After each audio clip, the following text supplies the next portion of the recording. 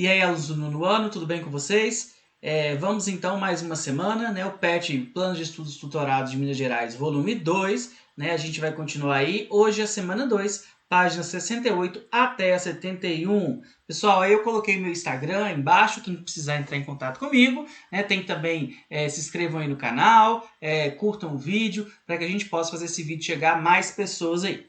Na última aula, né, a gente estava vendo sobre a situação dos povos indígenas no Brasil, como que os índios vão ser tratados aí no período da República. E é isso que a gente vai continuar vendo agora. Na primeira atividade, a gente tem o seguinte: como os indígenas foram abordados nas cartas constitucionais brasileiras? Esquematize no quadro abaixo a forma como cada constituição tratava as questões dos indígenas. Então a gente tem um texto que ele traz aí como que cada constituição ela vai se referir aos povos indígenas. E aí eu marquei, fiz algumas marcações importantes. A Constituição de 1891 nem mencionava os povos nativos. Então, olha só, a Constituição de 1891, ela sequer citava, né? Ela não fazia nenhuma citação aos povos nativos. E a de 1934, ela tinha aí referências aos povos nativos com a seguinte descrição, né?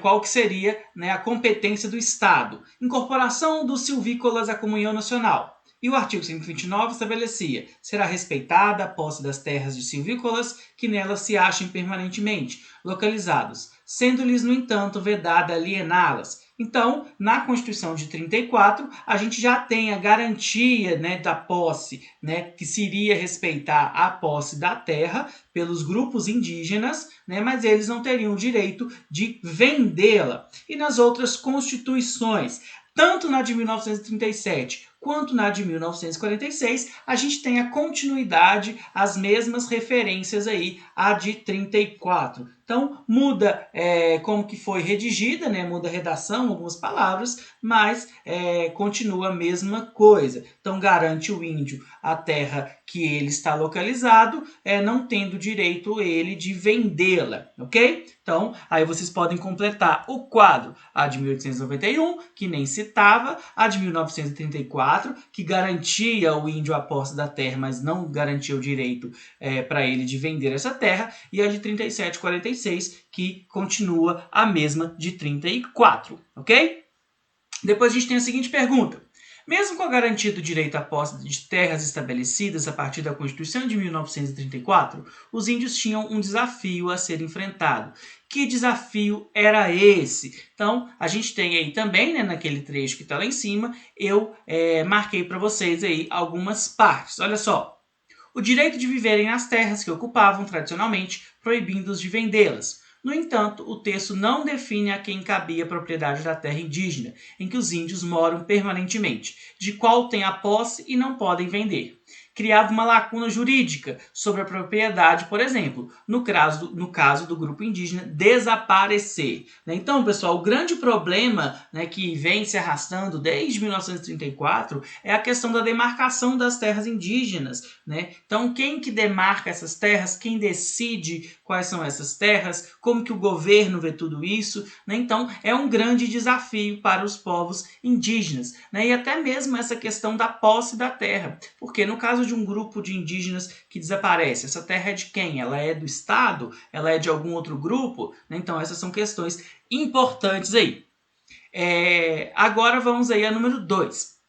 Assim como quase todas as constituições do Brasil, a Carta de 1988 também fez referências aos povos indígenas, reafirmando direitos originários e imprescritíveis às terras tradicionalmente habitadas pelos seus povos ancestrais.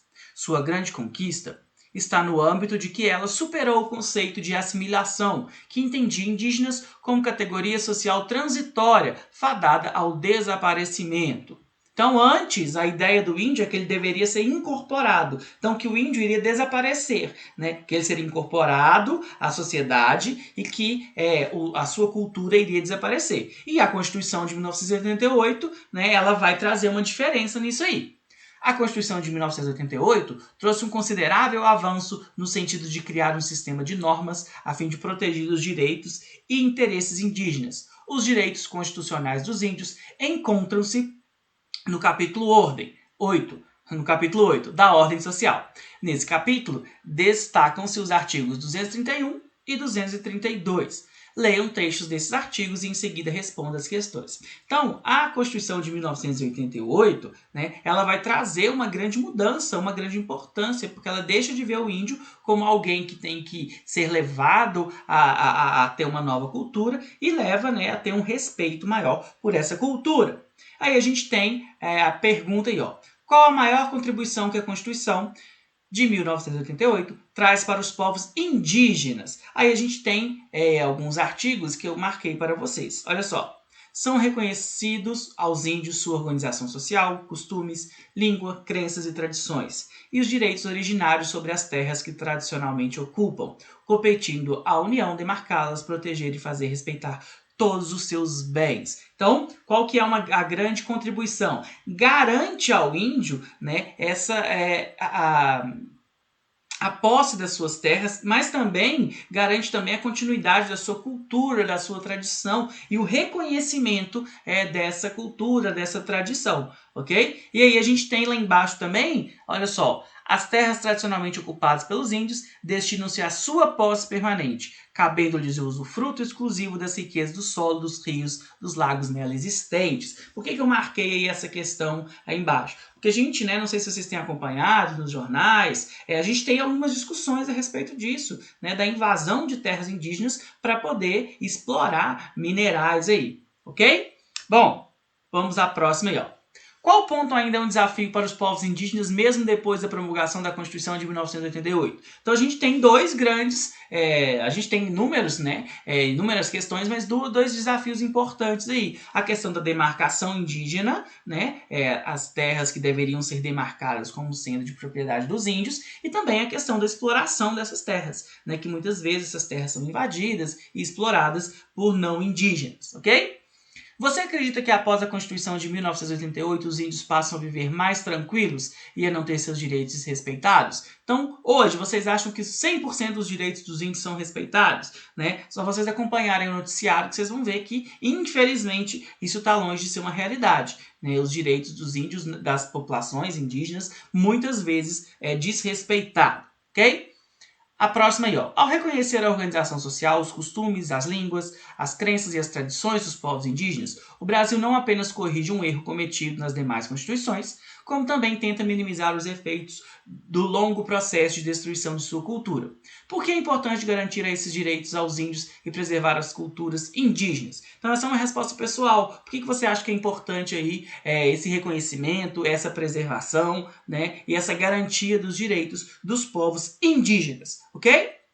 Bom, pessoal, então é isso. Bons estudos. Aí a gente tem de novo meu Instagram, meu e-mail, dimas.silveira@educacão.mg.gov.br. Se inscreva no canal e meus alunos, por favor, me mandem atividade pelo WhatsApp ou pelo e-mail, ok? Muito obrigado e até a próxima.